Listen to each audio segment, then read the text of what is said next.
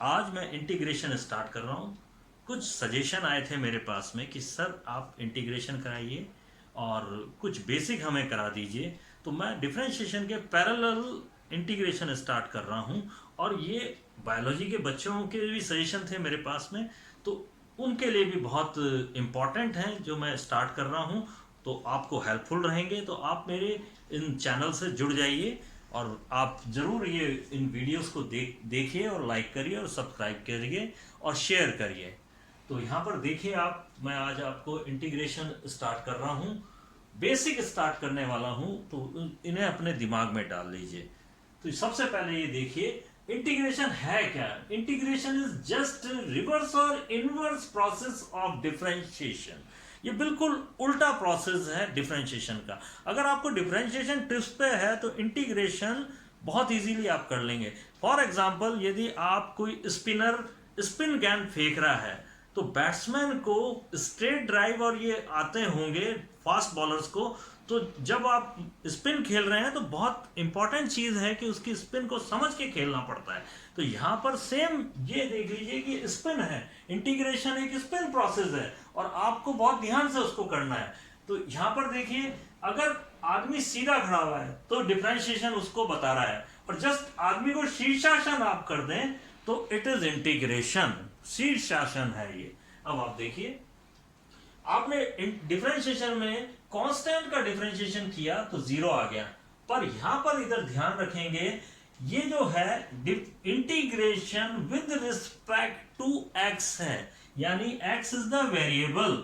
तो इस x के सापेक्ष जब इसका इंटीग्रेशन आप करेंगे तो कांस्टेंट हमेशा बाहर आ जाएगा। कांस्टेंट इफेक्टिव नहीं होता इंटीग्रेशन से, तो ये बाहर आ गया, और जो ओनली x रहा है वो रहा है 1 इंटू डी एक्स, यानी c तो बाहर निकल गया था इंटीग्रेशन के साइन से, और आपके पास में 1 dx जिसका इंटीग्रेशन x होता है, यानी जस्ट उल्टा प्रोसेस हो गया।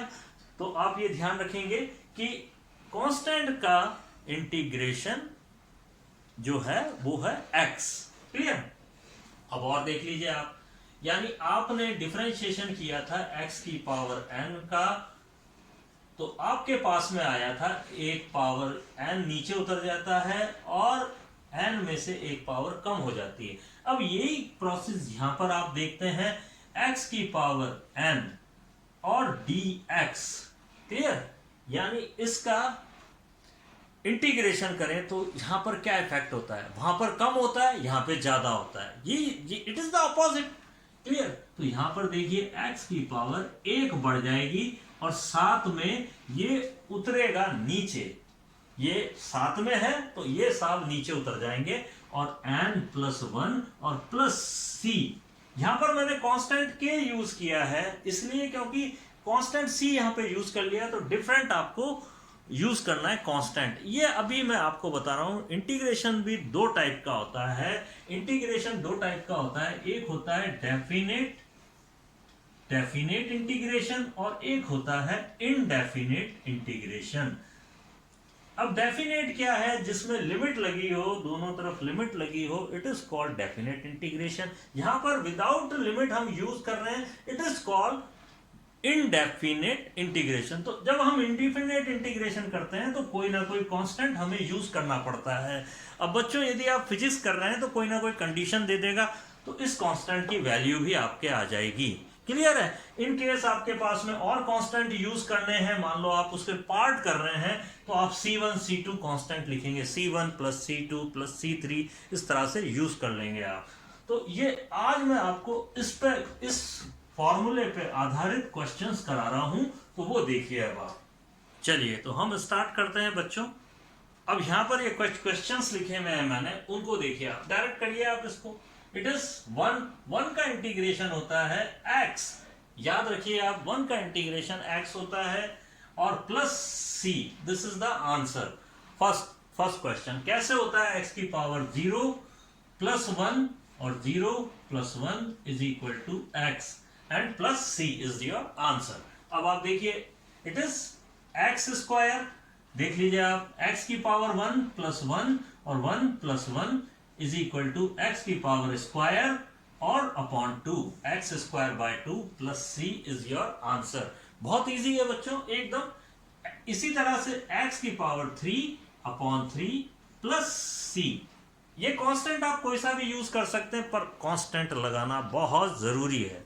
क्लियर? अब देखिए रूट एक्स को मैं लिख देता हूं, और dx जरूर लिखिए, किसके रिस्पेक्ट में इंटीग्रेशन हो रहा है वो जरूर लिखिएगा आप। तो इट इज x की पावर आधा एंड dx। अब आप फॉर्मूला लगाइए, x की पावर आधा प्लस आधा 1 और आधा plus 1 is equal to 1.5, x की पावर 3/2 एंड 3/2 और प्लस c लगाना मत भूलिए, plus c, it's your answer. तो आप इस चीज को बहुत ध्यान से देखिए, कौन सा फॉर्मूला लग रहा है, x की पावर n+1/n+1 प्लस c जरूर आप बोलिए और ये लगाइए जरूर। अब आप ये देखिए, तो इसको करने के लिए आपको कैसे करना है मैं आपको बता देता हूं। जब भी आपके पास में प्लस में या माइनस में और ये फंक्शंस अलग अलग इनके सम में दिया हुआ है या डिफरेंस में दिया है, तो आपको क्या करना है, a बाहर निकाल दीजिए x² dx, b बाहर निकाल दीजिए and it is x dx, तोड़ दिया हमने अलग अलग पार्ट्स में, एंड c बाहर निकाल दीजिए 1 dx। तो इस तरह से it can be written as, ऐसा लिखा जा सकता है इसको। तो it is ax³ and plus bx²/2 and cx और प्लस c1 लिख देंगे यहाँ पे। ये कांस्टेंट लिखना बहुत जरूरी है आपका। इस तरह से इंटीग्रेशन किया जाता है। जो आज मैंने फॉर्मूला बताया है आपको, ये है x की पावर n का इंटीग्रेशन। आपको याद रखना है x की पावर n+1 और n+1 प्लस c इसका इंटीग्रेशन होता है। और देख लीजिए,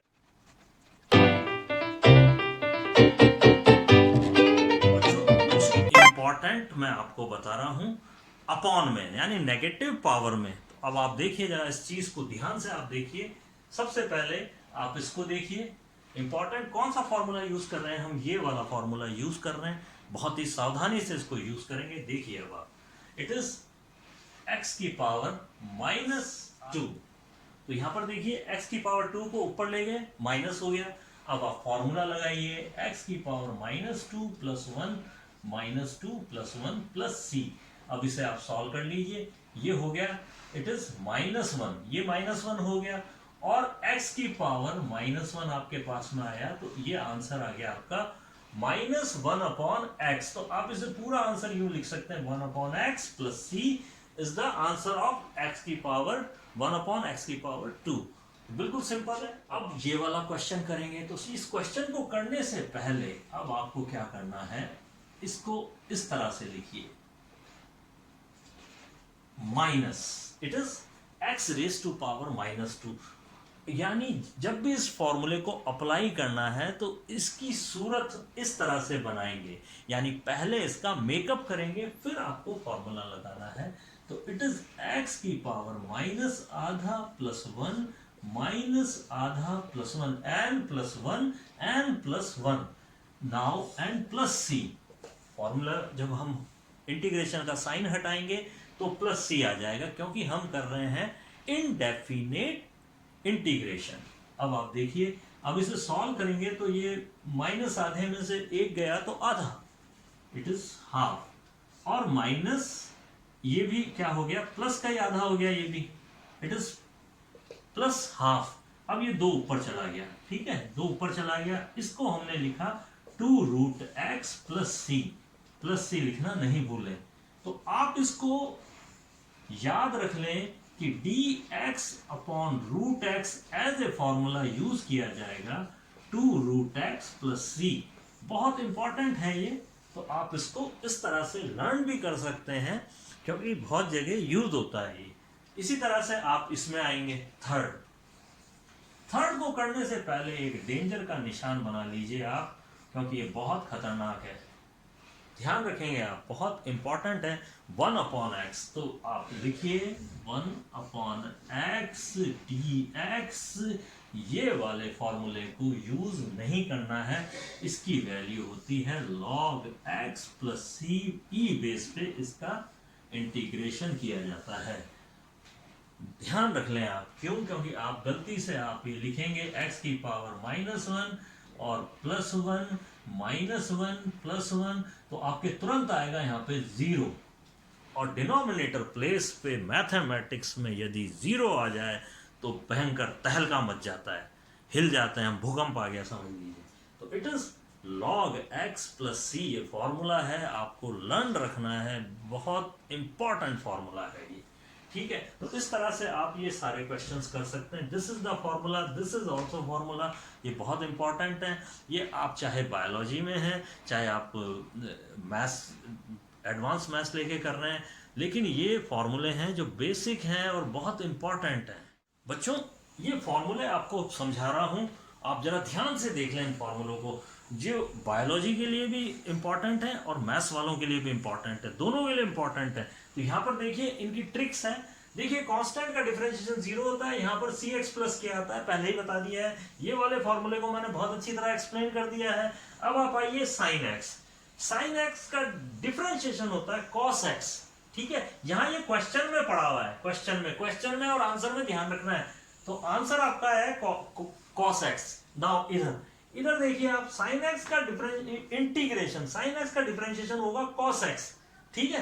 यानी जस्ट उल्टा चलता है, मैंने बताया उल्टा चलता है ये। बस इसमें ये ध्यान रखना है, यहाँ आंसर में विशेष ध्यान रखना, जब भी को आ जाए, आंसर में को आ जाए तो आपको नेगेटिव यूज करना है। क्लियर? कमांडिंग ऑफिसर यहाँ पर आंसर में बताएगा आपको, ठीक है? डिफरेंशिएशन और इंटीग्रेशन में यही अंतर है, ठीक है? तो यहाँ आपको आंसर में माइनस लिखना है। इन केस और भी कहीं है, अगर यहाँ है तो ये लगा दीजिए माइनस, ये काम आपको बहुत जरूरी है करना, ठीक है ना?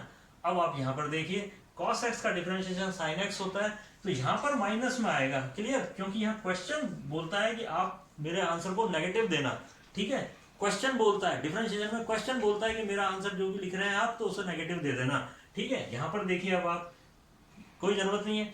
बट ये यदि आपके पास में x के साथ चिपका हुआ है, जो भी कांस्टेंट चिपका हुआ है वो मल्टीप्लाई में आ जाएगा बाहर निकल के।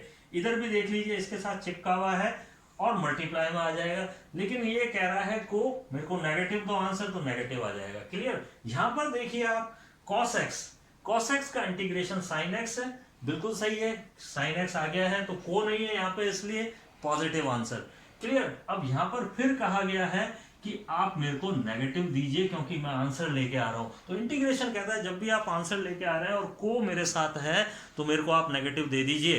क्लियर? अब यहां पर देखिए, यहां पर आपके साथ में मल्टीप्लाई में आया था कांस्टेंट, तो यहां पर नीचे आ जाएगा, यहां पर नीचे आ जाएगा।